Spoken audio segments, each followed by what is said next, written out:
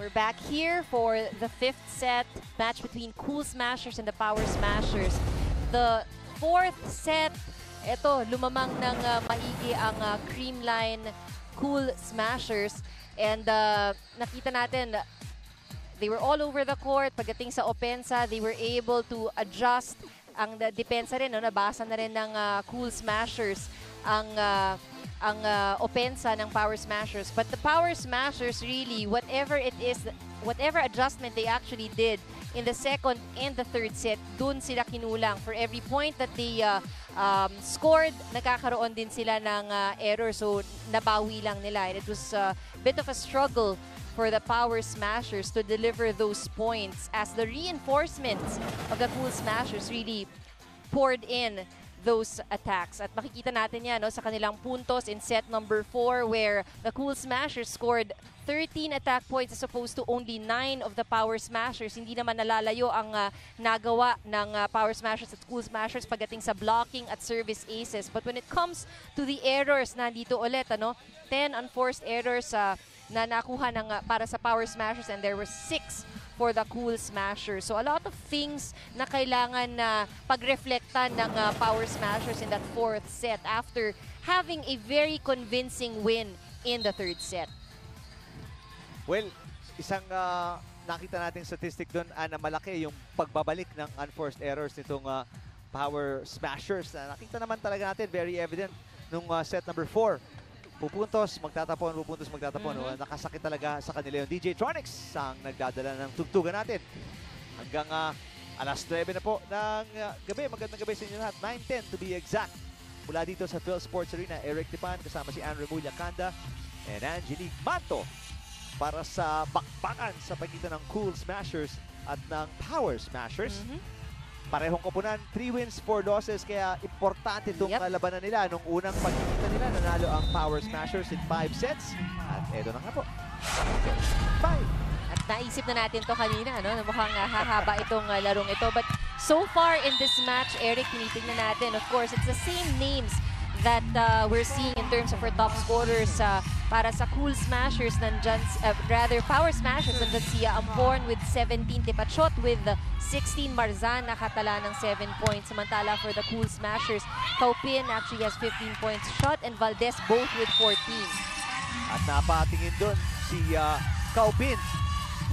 Kahit na nag-block sa akin, si Patres lang po yun. At eto, magandang simula para sa Power Smashers 2-0, set number 5. Unang pagkikita, walang imports, parehong koponan. Ngayon pangalawang pagkikita, may imports. Same type of game, 5-setter. At ang nagiging problema ngayon ng Cool Smashers, ang kanilang first ball. That's sayang, ano, because ang gusto mo, maiangat ang first ball because this is such a short set.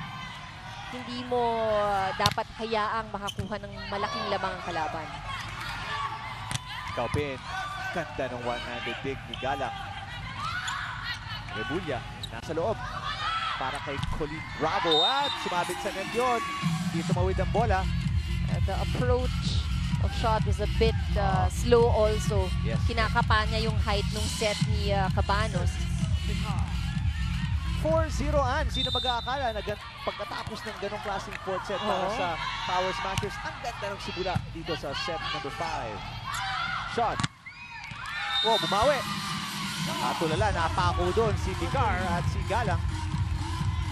Galang papaltan na balik si Gallego para sa Power Smashers.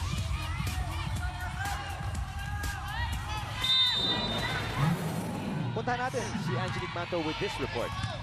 5 set in the first meeting and the second is nothing short of intensity. And playing back-to-back games in 2 days, of course, it could get draining. Pabirumang sinabi sa akin ni Kanika Tipachot kanina na she is tired. There's somewhat truth in her words. But being a part of the Cagayan team who swept the competition with 16-0 record, Lek knows how to work through the stretch. Mahirap mang sabihin sa akin ni Lek ang nais niyang sabihin kanina with the language gap, pero hindi naman mahihirapan ito na ipamalas ang gusto niyang manalo sa larong ito. Eric and Ann? Salamat, Angelique Tipachot. Ito, papalo. Oh, solid single block ni Laura Shad. And that was, look at this, great timing. Wala kay Shad. Hinintay niya talaga, no? Hindi siya tumalon agad. Pero nagkakabul pa rin ito ang Cool Smashers. Shot nasa back row, serving. Icar. Mababa yung set para kay Jackie Tiapa. Very nice dig mula kay Prado. Hindi kinapos yung mga tip, yung mga tapik-tapik sa front line. Balik sa apat. Kalamangan dito ng Power Smashers. 6-2. Tatawag ng timeout. Coach Oliver Almadro ay niya pang lumayo ng mas malaki itong Power Smashers. Pakinggan natin. Believe, pare, believe. Nangyayari sa atin, nagduduto tayo sa ginagawa. Okay, anyway, one good receive. We are advantage. 3 strong attackers. Why? Because Laura is still here. Make her an option. Now, I want you to hit hard. We will cover. ID, you cover. We will cover no matter what. And Eliza, pag binigay sa yung bola, huwag mag-ingat. Maturity gamitin. Hi, we have to use this. You understand? I don't want ball tip, but we have to hit here. Hit here. Understand? Walang kaduda-duda, malinaw ang instructions ni Coach Oliver Almadro at tuwang-tuwa naman ang ating volleyball fan. Kahit sino manalo, yung aksyon ang importante at matindi ang level ng kompetisyon sa pagitan ng Power Smashers at Cool Smashers. Lek Tipachot serving, lamang sila ng 4, 6-2. Pao Soriano. Giliego nag-angat. Pacres also doing a lot of damage. Torres Galang pala yung libero ngayon. Mabilis magpalit ng libero to si Coach Nes Familiar. Giliego and Galang ang nasa floor ngayon. And Pacres tamakaan ang tumapos doon. 5. Pinakamalaking kalamangan ito ng Power Smashers. 7-2. Kaupin off the block ni Tiapa. Good angle for Kaupin. Kita mong nilihis niya talaga yung bola. Nakita niya yung kanyang dalawang blockers. Kaupin nasa back row ngayon. Makakahinga ng kaunti ang mga defenders ng Power Smashers. Good reception ni Giliego. Ang tapik doon ni Tiapa hindi lumusot. Ito ang kailangang iwasan ng Power Smashers and itong mga errors na ito dahil labang sila at maiksi nga lang ang set number 5. Tama. So, it works both ways, ano? Para sa Cool Smashers, nakakalahati na halos ng score ang Power Smashers. Kailangan nilang iangat ang kanilang score. But for the Power Smashers naman, ang kalamangan nilang 7, napakadaling habulin din.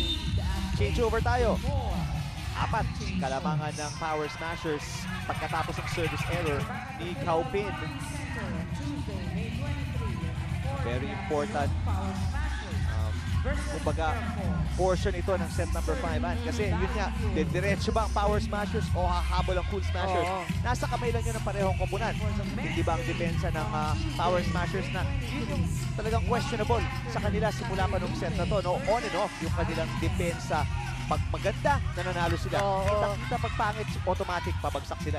That's right. And kaya binanggit natin kanina offhand prior to the, actually during the game, sinasabi natin it's the consistency that they really need to work on. Skills nandun na yan eh. Kaya lang minsan, depende rin kung sino yung kalaban mo. You're forced actually to commit these errors. And speaking of forcing an error, gandang serve mula kay Dimdim Pacres. And easy point para sa kanila. Balik sa 5. Ang biggest lead ng Power Smashers to kontra sa Cool Smashers set number 5. Para naman sa Cool Smashers. And dito ang punto kailangan mag-ingat na. Tumindi na ang depensa, reception at umatake na maayos kasi lumalayo ang kalaban. And speaking of reception, eto, 2 straight aces mula kay Pacres. Ang bigat din kasi ng serve nitong si Pacres. Biggest lead, 6 points para kila Dimdim Pacres at Power Smashers. Ivy Remulla lalabas. Isa in, tingnan natin, isang magandang first ball ang hinihingi ni Coach Oliver. Cabano sets it up. Valdez, yes! At nakikita niyo po si Mr. Alan Acero, sales head ng Cool Smashers, tuwa. Dahil inaasahan niya ito ng senyales ng pagbabalik ng Cool Smashers dito sa set number 5. 5 points kailangan ng Cool Smashers, 5 points din kailangan ng Power Smashers para tapusin ang set 5. What a nice dig Or save para kay Tipachot. Valdez ulit. Backrest one-handed dig. Cabanos. Valdez. Oh yes! Back-to-back points. Eliza Valdez. Right now, tulad din ng nakita natin kanina, no, both teams really opting for their outside hits. Mas matataas yung mga sets na kikita natin ngayon. Guillermo Arocha papasok. Ay lalabas si Pacres and Vicar. Typical substitution to ni Coach Ines Pamilyar. Tingnan natin kung magbubunga. 4 ang kanilang kalamangan. At 2 sunod na puntos ang Cool Smashers dito. Oh, masyadong dikit ang first ball sa net. At si Diego nag-apologize sa kanyang team for that poor reception. Tatawag ng timeout Coach Ines Pamilyar. Yung 6-point lead niya, nakakalahati na rito. Diba? Wala tayong kalaban-laban sa puto. Okay lang, ha? Okay lang. Kailangan lang makareceive na maganda. Ha? Tandaan mo lang, Mato Spiker. Pag maganda receive, tawag kay Matda. Ha? Pag-aalanganin, tawag nyo. Pag-absent, coverage. Huwag tayong magsawa. Balikan, tingnan nyo yung babalik na bola.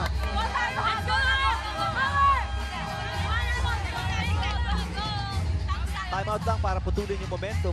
Cool Smashers na medyo maabante dito pagkatapos mabaw ng 6. 3 na lang hinahabol dito nila Cheska Rakrakid at Cool Smashers. Tingnan natin kung matutuloy-tuloy nila to. 5th set na lang po tayo. Parehong koponan, 3 wins, 4 losses. Ang Cool Smashers natalo ng 2nd and 3rd sets pero nanaig ng 1st and 4. Arocha. Cabanos, balik kay Eliza Valdez. Nakaka-2 puntos na yan straight. Valdez ulit, na-atake. Block! Good coverage. Valdez, susubok na naman. Dump.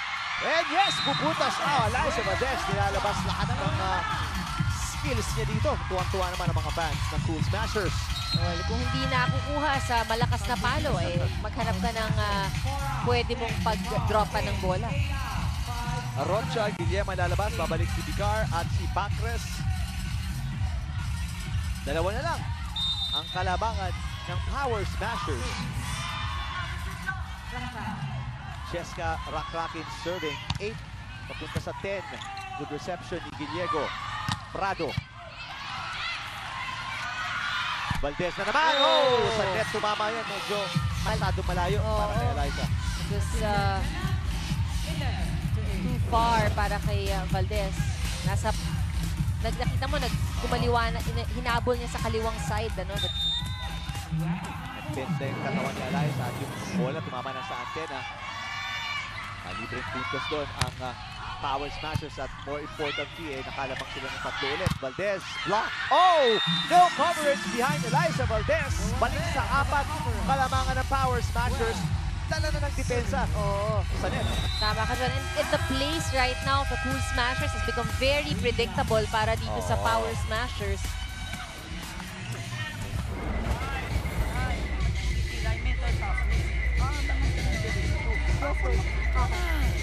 Okay, now, again, first time ka, no problem.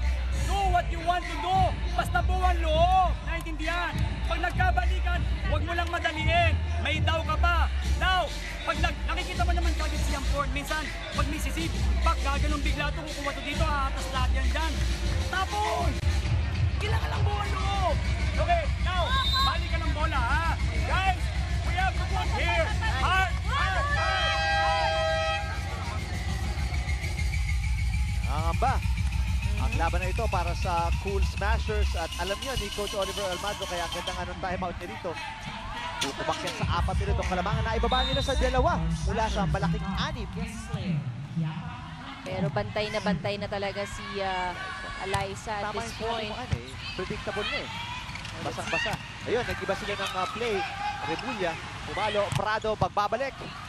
Good pick. Para kay Kaupin, shot. Your defense, maganda. Marzan. That's out. Gahanap ang check ball dito.